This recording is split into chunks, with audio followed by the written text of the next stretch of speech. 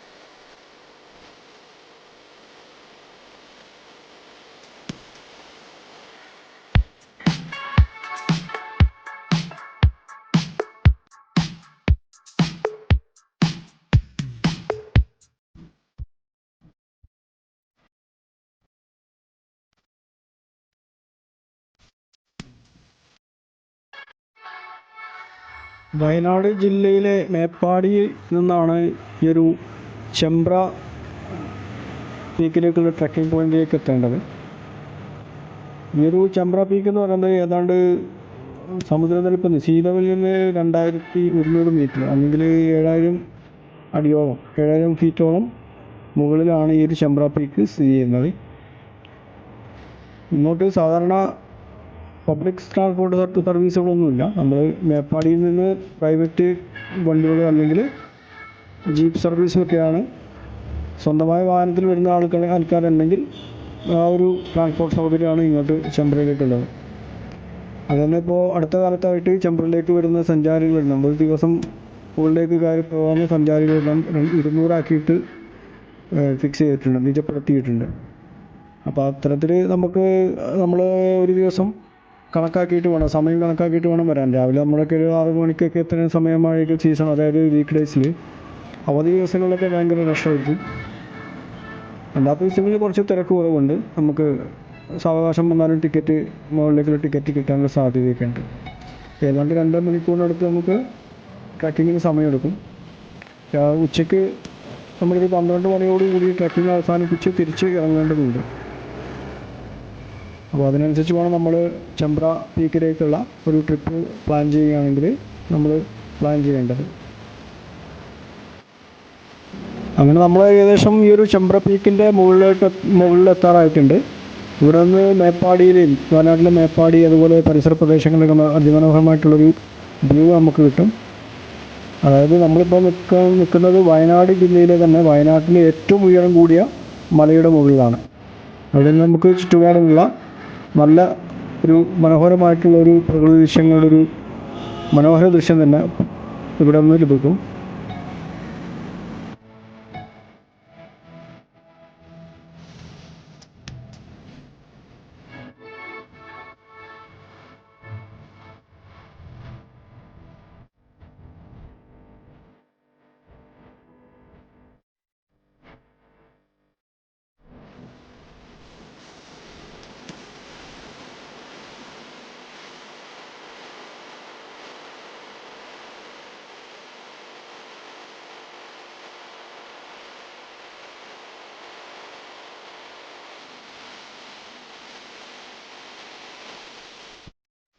നമ്മൾ ഈ നടക്കുന്ന പുല്ലിൽ അതേപോലെ ചെറിയ കുറ്റിക്കാടുകളിലൊക്കെ ഈ അട്ടയുടെ ശല്യം ഉണ്ടാവാനുള്ള സാധ്യതയുണ്ട്. പ്രത്യേകിച്ച് മഴക്കാലത്തൊക്കെ അട്ടകളുടെ നല്ല ശല്യം ഉണ്ടാവും. അപ്പോൾ അതിനു വേണ്ടി അതിൻ്റെ അട്ടശല്യം തടയാനുള്ള മുൻകരുതലുകളൊക്കെ എടുക്കുന്നത് നന്നായിരിക്കും. അതുപോലെ ഈ മലമുകളിലെത്തിക്കഴിഞ്ഞാൽ നമുക്ക് ഇവിടുത്തെ പ്രധാനപ്പെട്ട മറ്റൊരു ആകർഷണം ഇത് യാത്രക്കാരെ ആകർഷിക്കുന്ന ഒരു സംഗതി എന്താണെന്ന് വെച്ചാൽ ഇതിൻ്റെ മുകളിലൊരു തടാകമാണ്. ഒരു ഹാർട്ട് ഷേപ്പായിട്ടുള്ളൊരു തടാകം, ഹൃദയത്തിൻ്റെ ആകൃതിയിലൊരു തടാകം ഈ ഒരു ചെമ്പ്ര പീക്കിൻ്റെ മുകളിലുണ്ട്. അത് സഞ്ചാരികളെയൊക്കെ കൂടുതൽ ആകർഷിക്കുന്ന ഒരു പ്രധാന കാഴ്ച കൂടിയാണത്.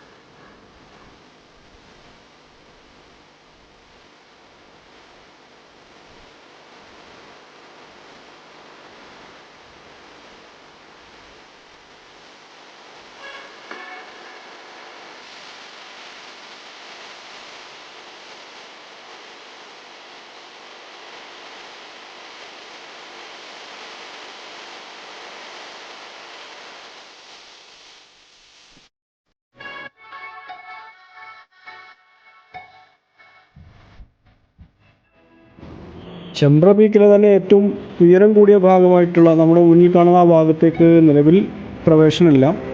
അതൊരു സംരക്ഷിത മേഖലയായിട്ട് ഇങ്ങോട്ടുള്ള പ്രവേശനം വളരെ കർശനമായിട്ട് നിരോധിച്ചിരിക്കുകയാണ്.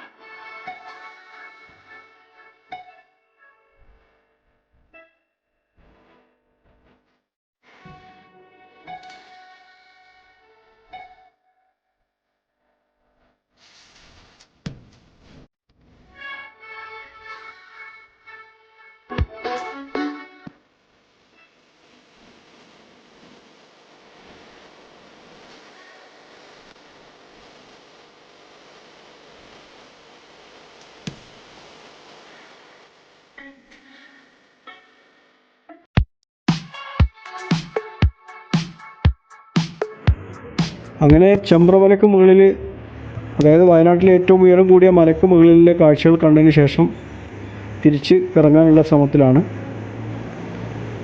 ഞങ്ങൾ കയറുന്ന സമയത്ത് ഏതാണ്ട് അന്തരീക്ഷമൊക്കെ ഒരു മൂടിക്കെട്ടിയ അവസ്ഥയിലായിരുന്നു.